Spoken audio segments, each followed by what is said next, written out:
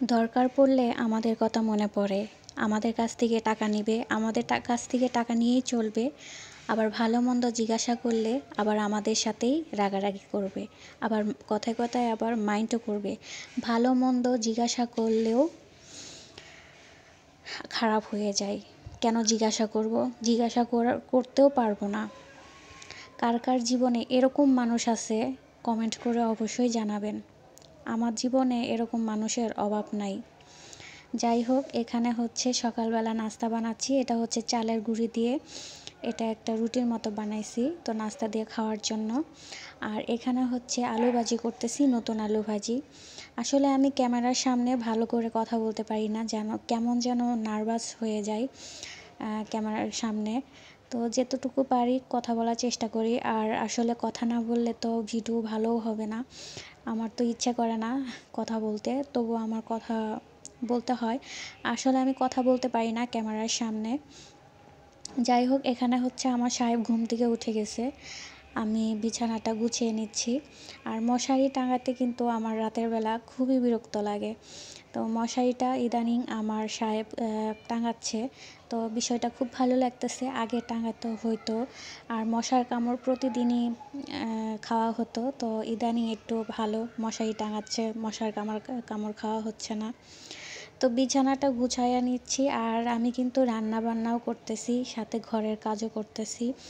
আর এখানে বারান্দায় আসছি, দেখলাম গোলাপ ফুল গাছে ফুল ফুটেছে। গোলাপ ফুলের কালার আর হচ্ছে দেওয়ালের কালার কিন্তু একরকম হয়ে গেছে, বিষয়টা খুবই ভালো লাগতেছে। আর এখানে হচ্ছে এখানে মুরগির মাংস রান্না করব। মুরগির মাংসটা কষিয়ে নিব। এটা হচ্ছে কক মুরগি, এটা মাংসটা কিন্তু অনেকটাই শক্ত হয়, গরুর মাংসের মতো রান্না করতে হয়। তো মাংসটা আমি এখন কষিয়ে নিচ্ছি। আর আমার কিন্তু রান্নাবান্না শেষ পড়ায়। তো এই তো দেখতে পাচ্ছেন, আজকে পোলাও রান্না করছি, আলু ভাজি, তারপরে হচ্ছে নতুন আলু দিয়ে মুরগির মাংসের ঝোল, আর হচ্ছে ডিম রান্না করছি। তো অনেক দিন পরে এতগুলা রান্না করছি, অনেক দিন পরেই বলা যায়। তো মাঝে মাঝে রান্না বান্না হয়, কিন্তু এবার অনেক দিন পরে রান্না হয়েছে। তো তো রান্নাবান্না শেষ হয়ে গেছে, তো এদিকে হচ্ছে ঘরের কাজগুলো আবার করে নিচ্ছি। রান্নাবান্নার ফাঁকে ফাঁকে অবশ্যই আমি সবগুলো কাজই করে নিতেছিলাম। তো এখন একটু ফার্নিচারগুলো মুছে নিতেছি। তো এদিকে হচ্ছে আবার নাস্তা আনা হয়েছে, এটা হচ্ছে কালো বার্গার আনা হয়েছে। তো এই নাস্তাগুলো খেয়ে নেব, দুইজনে ভাগ করে নিছি, যেহেতু বার্গার একটা আনা হয়েছিল, তো দুইজনে ভাগ করে তারপরে খেয়েছিলাম। আর এই যে এই খাবারটা এত পরিমাণের মিষ্টি লাগছে, চিজগুলো এত পরিমাণের মিষ্টি ছিল বলার বাইরে, এর জন্য আমার কাছে ভালো লাগে নাই।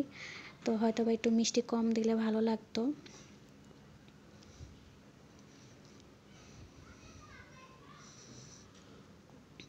আসলে কিছু মানুষ আছে এত পরিমাণে চালাক, বা এত পরিমাণে তাদের মাথায় বুদ্ধি, বুঝাইতে গেলে উল্টা আমাদেরকে বুঝিয়ে দেয়। তো এরকম মানুষ আসলে আমাদের জীবনে কত মানুষ আছে। যাই হোক, সব কথা আর কি বলা যায় না সবাইকে। তো মনের কথা, মনের আবেগে আপনাদের মাঝে একটু শেয়ার করলাম। তো এই তো ছাদে মানুষেরা কবুতর পালে ছাদে, তো একটু বারান্দায় আসলাম। আর এই যে এখানে একটা বাসায় হাঁস আনা হয়েছে, হাঁসটা অনেক দূরে থেকে আসছে, জানি না হাঁসকে কি খাওয়াইছে, এত পরিমাণের গন্ধ। যাই হোক, সবাই ভালো থাকবেন, আল্লাহ হাফিজ।